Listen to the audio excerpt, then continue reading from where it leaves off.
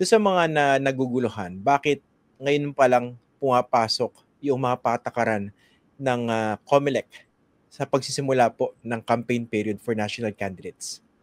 Katulad po ng lagi natin paulit-ulit na binabanggit, yung po sa simula pa lamang, nag-filing po tayo ng candidacies October 1 to 8 para sa national at local positions sa Bangsamoro po noong November 4 to 9.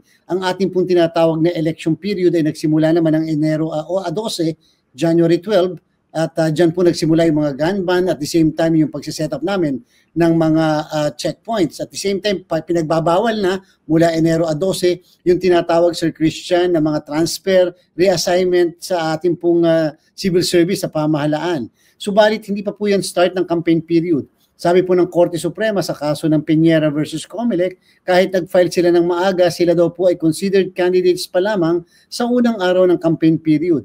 Nangangahulugan po nito, mula po October, November, December, January hanggang February po 10, sila ay hindi pa kandidato. Kaya wala pong premature campaigning, hindi rin namin pwedeng i-apply ang election laws, at hindi kami pwedeng magpatanggal ng kahit na anong campaign materials kung kukonsider man natin na campaign materials sa mga tarpaulin na malalaki, sapagkat hindi pa sila kandidato. Sila po ay considered pa lamang aspirants. Halimbawa, Sir Christian, sa kasalukuyan, yung mga local candidates, hindi namin pwedeng mapatanggal yung mga kanilang materials sapagkat hindi pa sila kandidato, aspirants pa lang din. Magsisimula pa lang silang kandidato sa March 28.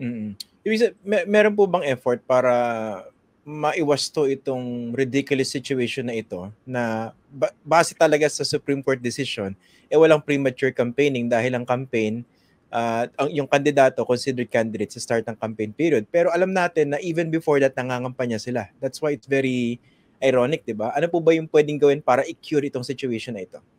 Batas po talaga, Sir Christian. Ang na-cite po kasi ng Korte Suprema sa naging desisyon na yan sa Piñera ay ang Section 14 ng Republic Act 9369, yung Automated Election Law. At hanggat hindi po nagbabago yung batas na yan ay wala pong magagawa ang komisyon kung hindi ipatupad ang ating pong batas, sapagkat ang aming pong kapangyarihan sa ating saligang batas ay magpatupad lamang ng election laws at mga batas patungkol sa halalan. So kakailanganin po magkaroon ng pagbabago para po kahit paano magbago din po yung naging desisyon na yan ng Korte Suprema. At again, Sir Christian, hindi po para sa COMELEC magsimula. Yung pagbabago na yan, hindi po namin i-defy ang Supreme Court. Sabi ko nga, sana merong mag-file man lang before na isang cause-oriented group o individual na gustong questionin kung talaga bang kandidato na sila o hindi pa nga kandidato. Baka po kasi sakaling magkaroon ng enhancement ang ating pong Korte Suprema. Oo, pero dun sa bagay po ng lobby, kasi pwede naman kayo technically makapag-usap sa mga legislators, no? Para mag-introduce ng amendments or siguro baka repasuhin na yung mismo Omnibus Election Code. Meron po bang mga ganong pagkilos?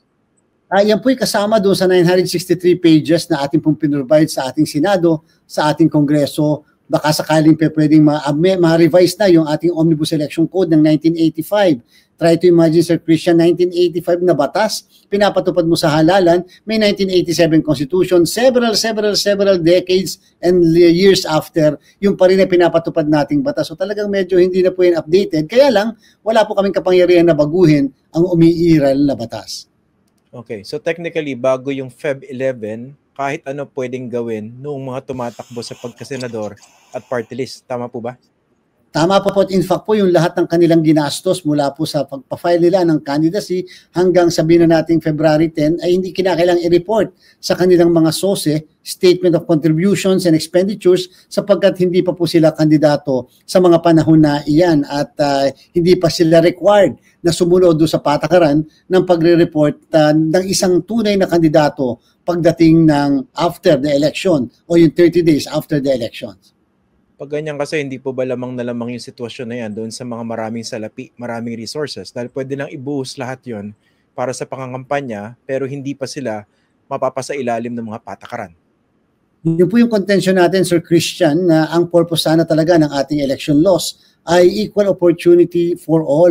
Pagka po ganyan, paano magkakaroon ng equal opportunity for all kung ito'y matitake advantage ng mga meron na at may mga pera, samantala yung mga mahihirap, wala. wala silang pang tarpaulin, wala silang pang, yung iba nga po, as early as November, December, January, nasa social media na, nasa mga television at radyo na, sapagkat nga wala pong limitasyon pati sa paggastos, wala rin limitasyon pa sa tinatawag na airtime. Okay. Ito marami ang nagtatanong pa rin. No? Ano pa sense ng campaign period kung may ibang mode ng campaign before? Yun yung pinag-uusapan namin kanina at dati na rin po natin pinapaliwanag yung Peñera case. Dahil Supreme Court po mismo yung nagsabi na hindi ka considered kandidato until mag-start yung campaign period. Ano po ba yung suggestion ng COMELEC kung kayo masusunod? Ay dapat po katulad ng ginawa natin Sir Christian ng barangay and SK elections dahil manual po kasi ang barangay and SK elections at dahil manual susulatin natin yung mga pangalan ng mga kandidato sa mismong balota. Sa automated po kasi chinecheck natin o ini-shade natin yung mismong mga pangalan ng mga kandidato at dapat therefore mas maaga ang printing din at filing ng candidacy at printing ng mga balota. Ngayon po dapat pag file ng candidacy, kandidato na kaagad. Siyempre nandun na Sir Christian ang intention ng mismong tao to run for public office kasi hindi ka na magpa-file ng candidacy mo under oath pa kung wala ka talagang intensyon na tumakbo at hindi naman pwedeng bula-bulahan lang yan o later on parang biru-biruan lamang yan. So at the same time, kita niyo po Sir Christian yung inconsistency.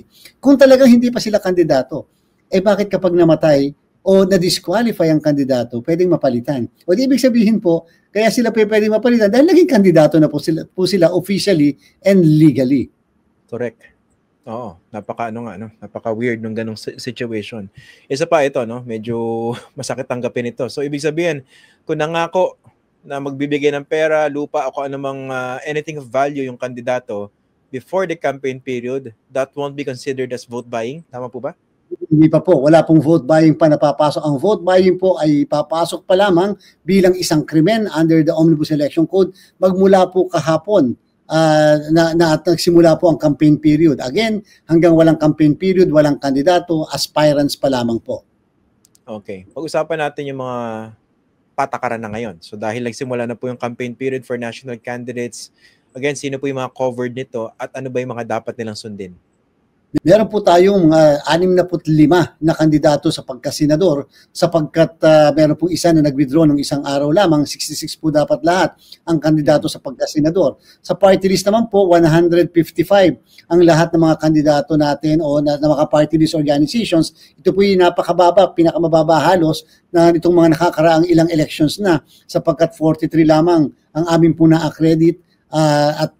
Meron lang po 117 na more or less or 114 more or less na existing na party list. So, ibig sabihin yan po yung mga pagpipilian natin at yan po, dyan i-apply ngayon yung tinatawag na campaigning sa kanila po magsisimula. Yung mga senatorial candidates at party list organizations or political parties.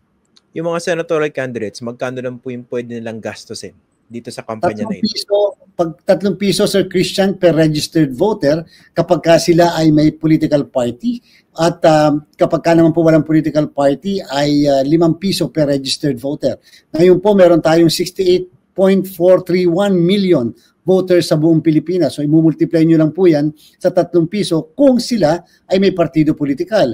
Pagka naman po independent candidate, Sir Christian, 5 piso per registered voter sa isa pong kandidato na walang political party. Pag po party list o kaya political party, pwede po naman silang gumastos ng 5 piso rin per registered voter. Pero in reality, nasusunod po ba yan? Kasi parang masyado yatang maliit siya. Miski multiply ba by 5 or by 3 pesos per registered voter. Kasi pa nagtanong-tanong naman tayo, sasabihin ng mga eksperto sa advertising, sa mga kung ano-ano pa, masyado yata maliit yan. Alam niyo po, Sir Christian, talaga pong pag tinignan nyo sa isang banda, hindi na po halos makatotohanan yan. Considering napakadami na po ng mga pagbabago, nag-depreciate ng peso, halimbawa, may mga inflation, etc. Yan po yung several years ago na rin po yung batas na yan na talagang pinupursige nga natin na sana mataasan man lang kahit 20 pesos kapag may partido at 32 pagka walang partido ay 32 pesos naman. Pero hindi pa rin po naipapasa yung panukalang batas na yan at nakabinbin pa rin at paulit-ulit po natin inuulit sa ating pong kongreso sa bawat pag-o-open niya na sana nga medyo ma-adjust naman po para maging makatotohanan. Isipin niyo, Sir Christian, wag na po natin pag-usapan yung national candidates dahil medyo malakihan din yon. Pero kunyari po local, meron kang 20,000 botante. Ang ibig sabihin po ba, pwede ka lang gumastos ng 60,000 pesos. Hindi sa minamaliit po natin ng 60,000 pesos. Mukhang kahit isang oras kayang gastusin ng isang kandidato ang 60,000 pesos. Samantalang ang sabi, yung 60,000 pesos, 45 days pwede lamang gastusin ng isang kandidato for local. Doon naman po sa national, dahil nga sa medyo nagmamahal na rin ang advertisement sa TV at sa radyo, pagka per minute per second, 30 seconds, sobra ang laki ng presyo. Parang yung pong kahit po 230 million, mukha pong kapos na kapos yan sa isang kandidato for senator o isang kandidato sa pagka-party list. Yun nga, hindi ba parang naglolokohan tayo dito, Chair? Kasi alam naman natin na karamihan, if not all, binaviolate yung campaign spending limit na yan. Pero hindi naman lahat, syempre, kayang mapanagot, di ba? Madami pong ganyan ang sentimiento, Sir Christian, at talagang hindi natin maiiwasan na maaaring tama po yung sentimentong ganyan. Kaya po talagang, again, kakailanganin ng pagsususog ng pagbabago sa mga batas natin. Isipin niyo po, Sir Christian, ang sitwasyon ng Commission on Elections. Talaga pong sa bandang huli, kami po ang inutil. Kami ang mapagbibintangan at kami rin ang masasabing walang magawa. Pero lagi po namin po ulit-ulit na sinasabi, ang COMELEC po ay hindi pwedeng kumilos sa labas ng batas. Lagi lang po tayong limitado sa kung ano ang pinoprovide ng batas, sapagkat kung sakali, Sir Christian, babaguhin namin ang provision ng batas o kami mag-i-interpret na, teka muna, mga 20 years ago naman yung batas na yun baka pwede na natin ganito ang gawin. Yan po ay usurpation ng prerogative ng legislature ng ating Kongreso at therefore impeachable po yan sa amin, Sir Christian, at hindi namin dapat gagawin.